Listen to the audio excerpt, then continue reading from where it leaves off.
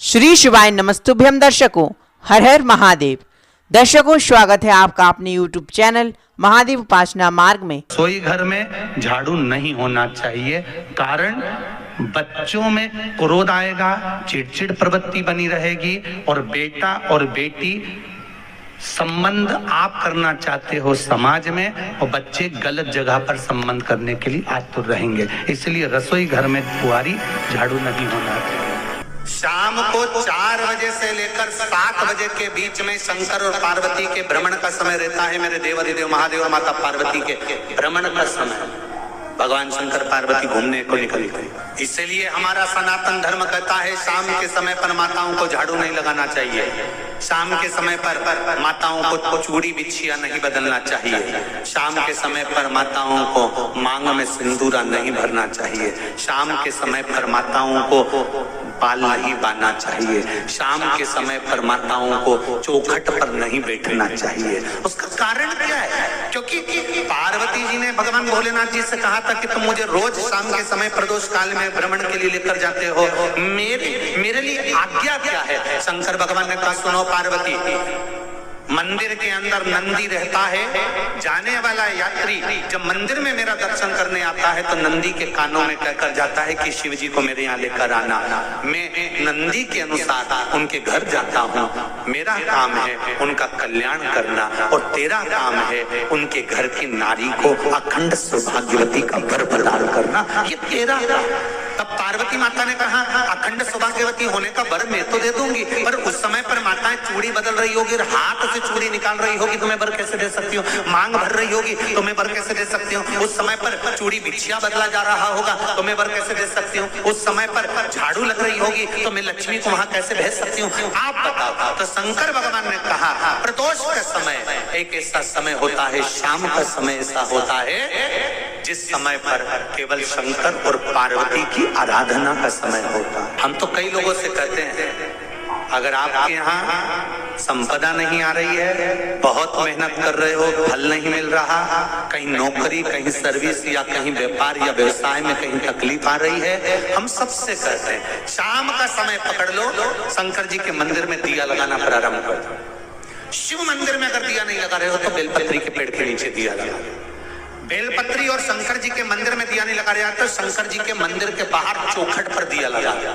इतना भी नहीं कर सकते तो अपने घर के बाहर अपने द्वार पर दिया लगा दो, पर शंकर जी के नाम का श्री शिवाय नमस्तुभ्यम बोलकर शंकर भगवान को याद कर कर अपनी कामना कर कर बाबा का स्मरण कर कर पंचाक्षर मंत्र नमः शिवाय, षडाक्षर मंत्र ओम नमः शिवाय, द्वादशाक्षर मंत्र ओम नमो भगवते वासुदेवाय, जो मंत्र तुमको याद है उसका स्मरण कर कर लक्ष्मी हो चाहे नारायण हो चाहे राम हो चाहे कृष्ण हो, स्मरण कर कर शाम के समय बाहर दिया लगा दो, दरवाजे के पास लगा दो, वो सुनेगा जरूर, आएगा तो उसका वेलकम जरूर होगा और वो कुछ देकर जरूर जाए।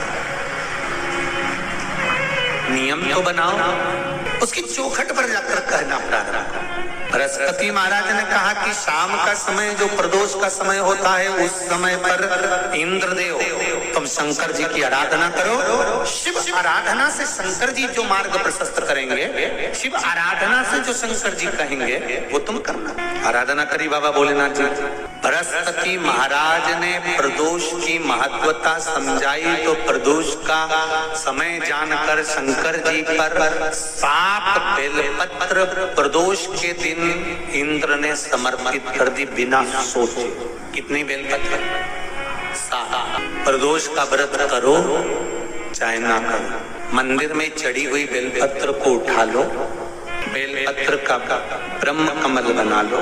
ब्रह्म कमल का मतलब होता है डंडी बीच में रहे, आसपास पत्तियां रहे। 7 पत्ती का ब्रह्म कमल बनाकर, जैसे ये पत्तियां हैं एक जैसी रखी हुई हैं तो इसको फैला लिया, 7 पत्ती को आपस में फैलाकर ब्रह्म कमल बना लिया। प्रदोष का व्रत करें ना करें जरूरी नहीं है कि वृक्ष से ही पत्ती लेकर आओगे तो ही शंकर जी को चढ़ाओगे। शिव जी पे से चढ़ी हुई उठाकर धोकर ब्रह्म कमल बनाकर बाबा से विनय कर कर हे प्रभु आज मैं इस काम के लिए जा रहा हूँ, बाबा मेरा ये कार्य है, बोलकर श्री शिवाय नमस्तुभ्यम बोलकर शिवलिंग पर समर्पित। दिन भर के प्रदोष व्रत का फल बाबा एक बेलपत्री समर्पित करने पर ही प्रदान कर देता है। शिव प्रदोष व्रत कर रहे हो उससे बढ़कर कोई प्रसन्नता नहीं, पर नहीं कर रहे तो प्रदोष के दिन या 12 महीने शिवरात्रि आती है, शायद आज भी हो, हर महीने शिवरात्रि आती है, प्रत्येक महीने की शिवरात्रि शिव जी को रिझाओ। श्री शिवाय नमस्तुभ्यम, श्री शिवाय नमस्तुभ्यम, श्री शिवाय नमस्तुभ्यम, श्री शिवाय नमस्तुभ्यम, श्री शिवाय नमस्तुभ्यम, श्री शिवाय नमस्तुभ्यम, श्री शिवाय नमस्तुभ्यम, श्री शिवाय नमस्तुभ्यम, श्री शिवाय नमस्तुभ्यम, श्री शिवाय नमस्तुभ्यम, श्री शिवाय नमस्तुभ्यम, श्री शिवाय नमस्तुभ्यम,